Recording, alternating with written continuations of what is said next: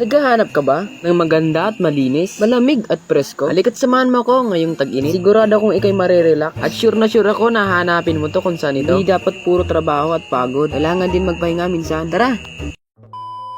Yo, what's up guys? Ako nga pala si Kanor. Isa akong estudyanteng mahirap, akong kapatunay na hindi hadlang kahirapan sa tagumpay ng ating buhay. So for today's video nga guys, halika't samahan mo muna ako tagasan ng problema. Pahinga muna kahit konting panahon, maranasan man lang makalimot sa mga problema. Lilimutan natin ang problema, pamamagitan ng ating kalikasan. Dito nga guys, hindi ko nga akalain na may nakakilala pala sa atin. Hinisigaw ang pangalan ko. Shoutout sa'yo Koy! Hindi ko nga sukat akalain na sa kahit sa anong lugar ay kilala at tinatawag ang pangalan ko. Medyo malayo nga pala ang ating pupuntahan. Dadaan tayo ng mga tulay na may ilog. At talagang sa kahit sa daanan pa lang talagang maiinganyo ka na agad. Dahil nga ay talagang mainit ngayon, ay napasama nga akong bigla sa mga tropa. Dahil nga si Kanor ay puro paghihirap na lang, puro pagsakripisyo at puro problema. Kaya nga sa pamamagitan ng pagtakas, napakaraming problema. Kakalimutan mo lahat yan, pamamagitan ng ating magandang kalikasan. At dito nga pala guys, nakarating na nga tayo. Welcome pala sa Malulu River. Malinig as in produktibong salog. Malinig means napakalinis naman sa Tagalog. Dito nga ay halos bungad pa lang napakalinis. Asul na tubig, napakaraming bato. At syempre ang importante ay napakaraming kahoy. Para nga pala marating mo ang magandang ilog, kailangan nyo nga maglakad ng may distansya. Yung mga struggle din kayong mga aranasan. Abay syempre, hindi kumpleto ang nature kung walang thrill, diba? At dito nga pala guys sa Malulu River, ay ngayon nga lang pala ako nakapunta rito. Since bihira nga lang makapaglakwat siya si Kanor, talagang sa una ko palang tingin nabigaan na ako sa ganda ng kalikasan. Kita mo nga ang mga green na mga puno, mga batong ilog at asul na tubig, na kahit sa tingin mo pa nga lang ay talagang nakita mo na malinis talaga. Dito nga guys ay humanap na nga kami ng mga pipista namin. Medyo nga rin pala dudulas ang mga bato rito. Kung sakaling ang makapunta ka rito ay mag-ingat ka lang. Handaan at baka madulas. Unang tingin ko pa nga lang dito ay masabi ko talagang na napakalamig ang tubig. Siya na nga pala kayo guys sa aking voice over. Dahil nga napakaingay ng mga insekto sa paligid ko. Na makarating na nga kami sa nahanap namin pwesto. Ito nga't pinagkukunan ko na nga ng video yung mga magandang mga ilog. Napakalakas ng agos. Talagang napakasarap maligo. Sa mga nagtatanong nga pala kung saan matatagpuan. Matatagpuan lang ang Malulu River. Dito lang yan sa may Hiwakloy, Goa, Camarines Sur. Magtanong-tanong na lang kayo guys sa mga tao rito. Dahil halos hindi pa nga kilala ang tourist spot na ito. Masabi ko nga yun dahil makita mo talaga ay napakalinis. Ilang guys ang tubig kundi ang kapaligiran. Dito nga pala guys may mga dala nga na kami pagkain. May mga kahit may pang ulam. Kung sakaling ang magutom nga kami sa paliligo, ay kakain na lang sa tabi ng ilog. Dahil nga sa mga ganitong lugar ay talagang nasabi ko na napakadali mo rito magutom. Napaka-presko, talagang napaka-peaceful rito. Na kung hilig mo nga ay pumunta sa mga ganitong lugar. Lalong lalo na kung kasama mo ang iyong pamilya. At syempre yung mga tropa, napakasindi lang ng setup namin. Meron din pala kaming dalang speaker. Dahil nga masabi ko na hindi kumpleto ang nature kung wala kang maririnig ng music. Sa mga ganitong ang lugar, ito mo mahanap ang sarili mo. Pagod ka na, paglugmok ka na sa problema. Lalong lalo na kapag stress ka na. Tulad ko, napakaraming kong pinapasa na problema. Kaya nga ito, minsan ay napasama rin ako para hindi naman puro problema ang maranasan natin. Sa kahit konting oras, maranasan mo ring sumaya. Ito nga palang outing namin, masabi kang hindi ito planado. Biglaan nga, kumbaga. Dahil nga kapag planado, ay nauudlo. Dating nga ng takdang panahon ay hindi na matutuloy. Yung mga nagkaplano na kung saan maniligo, kung ano ang kanya-kanyang dadalhin. Tapos pagdating ng oras ay hindi nga lang pala talaga matutuloy. Hanggang sa drawing na lang at sa panaginip na nga lang. Kaya masabi ko na mas maganda pa rin ang hindi planado at biglaan. Kasi nga 100%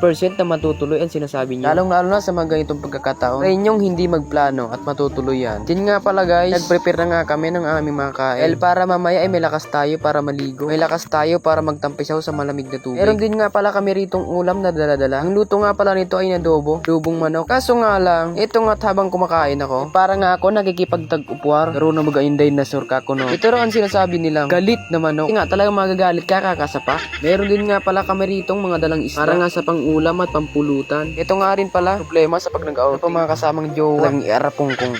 Joke lang. Talagang masabi ko sa inyo guys, habang nga ay bata pa tayo, habang nga ay marami pa tayong oras, dapat nating enjoyin ang buhay. Dahil deserve natin bilang tao ang maging masaya. Pero dapat, hindi naman puro araw-araw. Hindi dapat puro kasiyahan na lang. Magtrabaho ka pa rin, magsumikap ka pa rin. Dahil nga sa mga ganitong pagkakataon at mga ganitong lugar, kumbaga ito na ang magiging pahingahan pag pagod ka na. Natural lang guys sa tao ang mapagod. Ang kalikasan nga lang pala ang tanging gamot dyan. Tanging gamot sa stress at pagod. Dahil nga dito ay talagang napakapayapa. Sabi kung wala kang maiisip na problema, kalimutan mo lahat yun pag nakakita mong mga gandang lugar na ganito. Pag okay ka na nga, pagkatapos ng kasiyahan, ay naman ulit, laban naman ulit. Mong lubos-lubusin na puro na lang kasiyahan. Lalong lalo na kung walang-wala ka pa. Sumikap ka at magtrabaho ka para balang Isang araw, hindi lang ikaw ang maging masaya. Hindi lang ikaw ang makakaranas ng mga ganitong pagkakataon. Kundi kasama mo ang iyong mga pamilya, ang mahal mo sa buhay. Sama-sama kayong gumawa ng magandang memories. Hindi lang pala ito guys tungkol sa magandang kalikasan. Di tungkol pa ito sa pagsasama-sama at pagmamahalan. Masabi ko itong video na to, bawat mga kwento at bawat mga tawanan, ay masabi kong magiging alaala lang ito pagdating ng panahon. Hindi lang puro sa kwento natin masabi, di maipapakita natin sa pamamagitan nito. Pagkuha ng bawat sandali, masandaling napakarami pang oras natin. Yun lang guys, nag-enjoy kayo. Pakarami pa akong content. Minsan din lang pala ako makapag-upload. Salamat sa inyong mga suporta.